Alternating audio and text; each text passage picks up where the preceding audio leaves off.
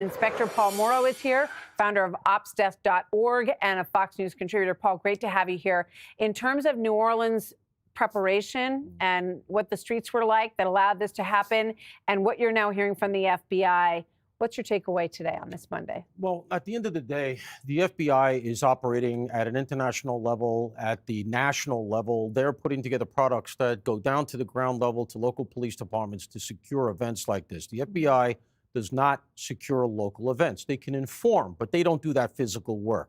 At the end of the day, it's on the police departments to do that. And any cop, especially here in New York City, has been in the middle of a million of those. They call them details. You have to do everything you can to secure it. This event tracks very closely to what we saw here in 2017, Sayfullah Saipov, what he did on the West Side Highway, a rented truck on a holiday, trying to get to a crowd literally with the same type of ISIS flag affixed to the back of the truck. It's so exact, in fact, that it suggests to me that Jabbar was familiar with that event. So the failure at ground level, to me here, is what's really salient. Yeah, the Bureau might have missed something. That's going to be at a higher level, and that needs a forensic as well. But what happened on the ground? Somebody made the decision, or didn't make the decision, to say, we're coming into three major events. We're going to have New Year's Day, the Sugar Bowl, and then the Super Bowl. This is a cascade of big events. We're going to remove the bollards for the first two. When we had the RNC here back in the early 2000s in New York, I was working for the police commissioner at the time. They planned that a year. The traffic plan alone was 8 inches thick. That's planning.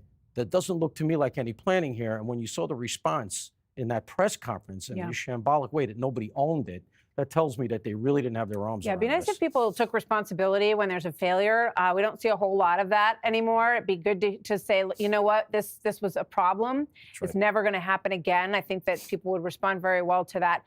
Last question. This struck me as familiar in some ways to Nidal Hasan, the Fort Hood shooter, in the military, but over a period of time was becoming more and more radicalized, even if it doesn't have a link to his travel in Egypt or Ontario, this individual, which it might.